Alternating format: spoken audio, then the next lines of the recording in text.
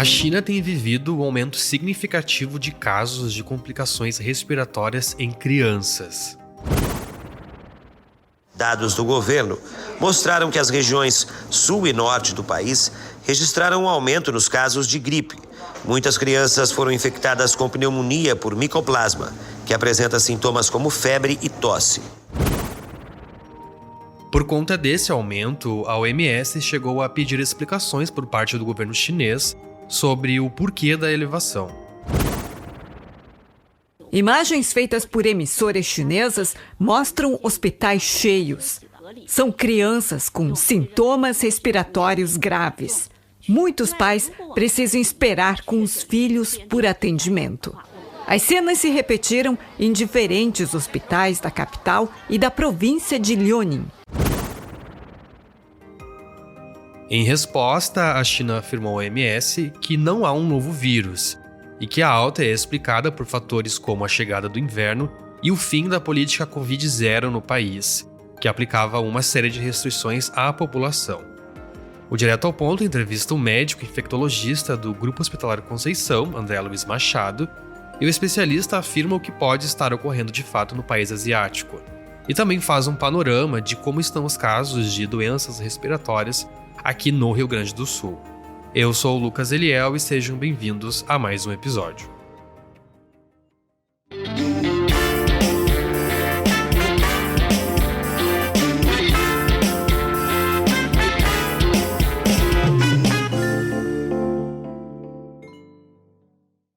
André, obrigado por aceitar participar aqui do Direto ao Ponto. Iniciou nossa conversa tocando já no tema central.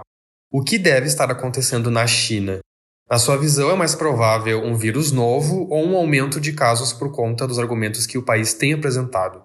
Eu acho ainda muito precoce afirmar que temos um patógeno novo causando doença respiratória, com aumento da incidência de casos, principalmente em crianças, na China. O que a gente tem visto é, de fato, um aumento no número de infecções respiratórias, principalmente em crianças, mas os dados iniciais apontam para a infecção pelo vírus sincicial respiratório, adenovírus e influenza, que são vírus que estavam tanto quanto latentes no período da Covid-19, visto que a incidência de casos de infecção pelo SARS-CoV-2 era maior. O que ocorre, muito provavelmente, é que é o primeiro inverno desde a pandemia que a China abre mão das medidas de tolerância zero em relação ao distanciamento social e ao uso de máscaras. Consequentemente, a gente começa a ter as pessoas circulando, né, num país densamente povoado, sem máscaras e sem respeitando o distanciamento, e é comum a gente ter um aumento no número de casos de infecção por outros vírus respiratórios, principalmente numa população que até então não havia sido exposta a esses vírus, como o adenovírus sincicial respiratório e influenza, ou que já estavam com a sua memória imunológica já perdida e ficam mais suscetíveis a infecções dessa causa, né, por essas etiologias.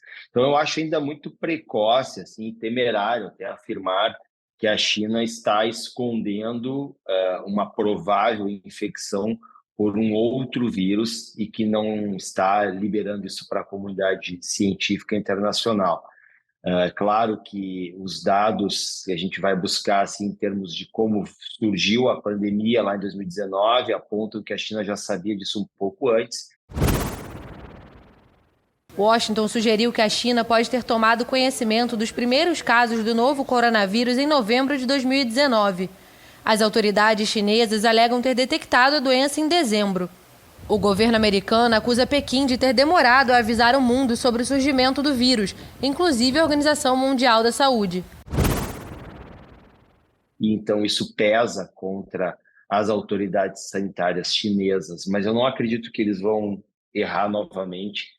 E eu trabalho mais com essa hipótese de que a gente tenha a circulação desses vírus numa população que agora não está se protegendo tanto e também numa população que não estava tendo contato com esses outros vírus em momentos da pandemia.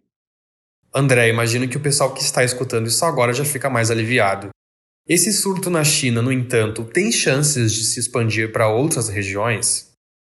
Sim, e até por causa da facilidade que temos do deslocamento, né, nos dias de hoje. Hoje a gente está falando aqui de Porto Alegre e amanhã a gente pode muito bem estar falando de Pequim, né, daqui a 36 horas.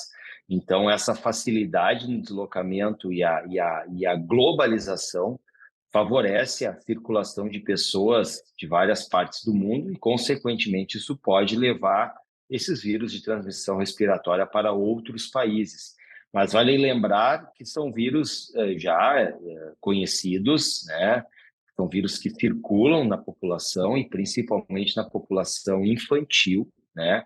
E é importante que as pessoas elas mantenham as medidas em relação aos cuidados de etiqueta respiratória, uso de máscara se tiver com sintomas respiratórios, e não menos importante é a busca, né, de o atendimento médico para avaliação e exame diagnóstico específico para que sejam tomadas as devidas providências e, consequentemente, a gente alimentando os bancos de dados das autoridades sanitárias em relação à etiologia das doenças respiratórias, a gente vai conseguir mapear melhor quais vírus estão circulando no nosso globo e, consequentemente, tomar as medidas cabíveis para minimizar, para mitigar novos casos. É comum, essa época do ano, no hemisfério norte, a gente ter um aumento do número de casos de infecções respiratórias, por causa do inverno e, consequentemente, da facilidade das aglomerações e da transmissão de doenças respiratórias. Isso não é tão comum no hemisfério sul, então acredito que a gente não vai ter um aumento no número de casos no Brasil e no hemisfério sul nos próximos meses, considerando a época do ano, mas não é de se relaxar em relação a tomar as devidas providências caso as pessoas comecem a ter sintomas respiratórios. Não minimizar os sintomas respiratórios. Hoje a gente já vê na prática clínica que as pessoas estão menos preocupadas em fazer avaliação médica e diagnóstico frente a sintomas respiratórios, porque sabem hoje que a Covid-19, que foi a grande doença respiratória que dizimou muitas pessoas no mundo e que trouxe muita morte e mortalidade, hoje tem uma fisiopatogenia de uma doença muito mais branda e, consequentemente, as pessoas acabam relaxando na busca de assistência e de exames diagnósticos, e a gente não deve descuidar disso, porque são ferramentas importantes até para a gente fazer o diagnóstico preciso e dar a devida ação e atenção aos casos diagnosticados. Abordando agora uma questão etária, as crianças são mais vulneráveis a complicações respiratórias do que outros públicos?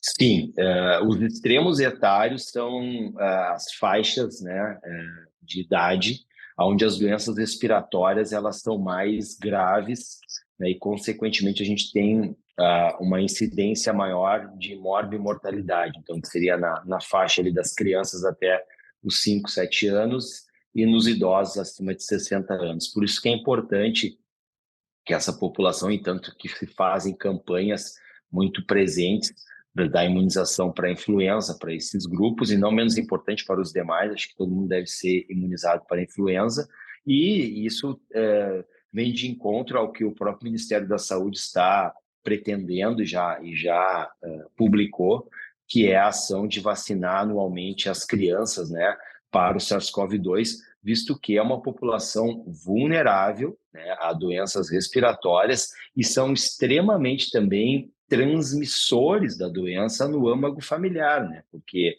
é o pai, a mãe, é o avô, a avó, é a babá, é a empregada doméstica que tem contato com essas crianças que acabam se infectando também e transmitindo a doença para os seus pares. Com a decisão, a partir de 2024, a imunização contra a doença será incluída no calendário nacional de vacinação e vai priorizar crianças de 6 meses a menores de 5 anos, além dos grupos com maior risco de desenvolver as formas graves da Covid. Então é importante a gente dar a devida atenção para esses extremos etários, e especificamente agora a gente está falando de crianças, para que os pais fiquem atentos aos sinais e sintomas, que eles busquem assistência médica, que eles incentivem o isolamento, bem como o uso de máscara, né? E não menos importante é que proponham as vacinas cabíveis para essa população.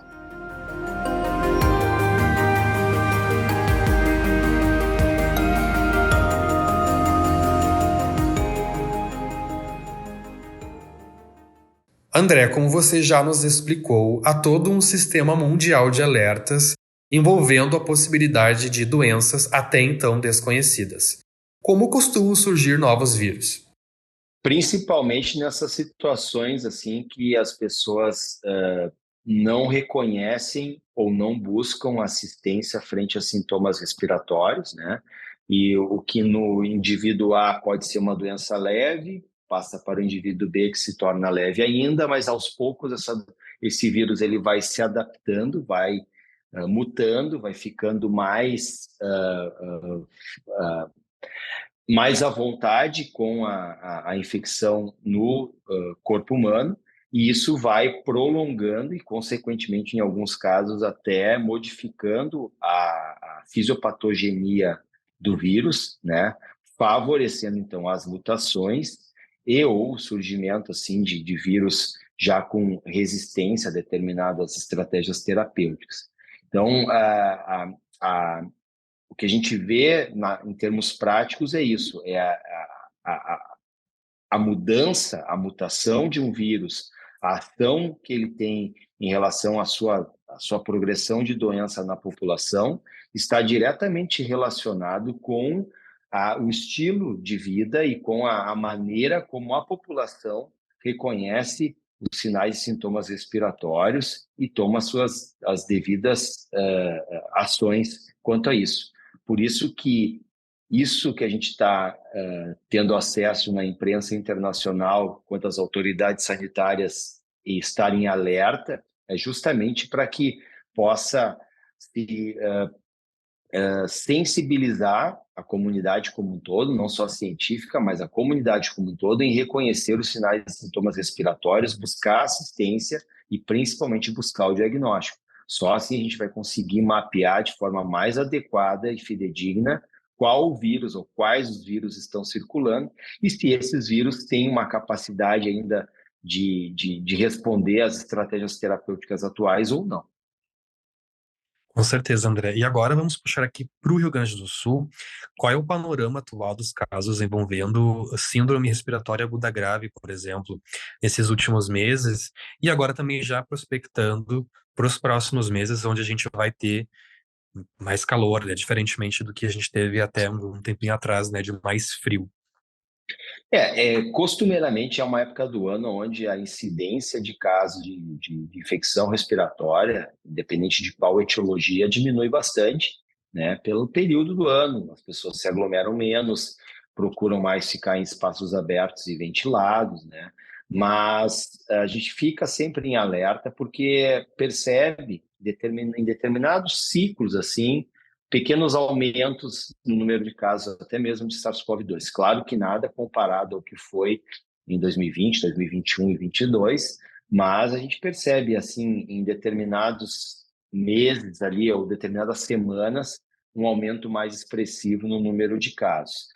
Mas não vejo, assim, uma tendência de aumento expressivo no número de casos nos próximos meses, considerando essa época do ano. Mas, de novo, é importante que aquelas pessoas que apresentem sintomas respiratórios ou que apresentem sintomas sistêmicos, como a dor de cabeça, dor no corpo, dor articular, que procurem assistência médica e que façam o exame. Hoje, diferentemente de 2020, 2021, onde era difícil a gente ter acesso ao exame para diagnóstico de influenza e de SARS-CoV-2, e principalmente SARS-CoV-2, hoje, o exame diagnóstico para SARS-CoV-2 tu deixa em casa, né? Tu faz um autoexame e, claro, que isso já é uma ferramenta importante para que tu possa avaliar se tu está com infecção ou não, mas se tu, na persistência dos sintomas e se o exame dá negativo, buscar assistência médica. Mas acho que as pessoas elas precisam dar a devida atenção e reconhecer os sinais e sintomas, né? Procurar assistência médica ou fazer um autoexame, porque isso já ajuda a mapear a curva de novos casos de infecções por vírus respiratórios na nossa comunidade e, consequentemente, tomar as ações devidas. Na medicina, a gente tem que ter muito cuidado com duas palavras. A gente não deve usar essas duas palavras, que é o sempre e o nunca. Nunca tivemos um aumento de casos de infecção respiratória no verão. Espera lá, calma lá. A gente vive num momento, numa globalização, numa mudança significativa da fisiopatogenia de alguns vírus respiratórios para que eles consigam continuar viáveis na comunidade e consequentemente, continuar mantendo a sua performance em termos de infecção. Então, a gente precisa dar a devida atenção aos sintomas respiratórios e buscar, como eu disse anteriormente, assistência médica e exame para que a gente possa mapear isso da forma mais adequada possível. Com certeza, André, muito importante isso tudo que você falou, e quero te agradecer por mais uma vez aqui comparecer no Direto ao Ponto e nos esclarecer todos esses pontos agora sobre essa questão que tem ocorrido na China. É um prazer sempre, Lucas, falar com vocês. Acho que essa ação, esse programa de vocês, ele é essencial para esclarecer e levar uma informação adequada para os ouvintes, para a população, e que a gente possa sempre assim contribuir de uma maneira positiva, né, num momento assim que a gente percebe essas tendências em relação a novas doenças infecciosas. Com certeza, nós agradecemos.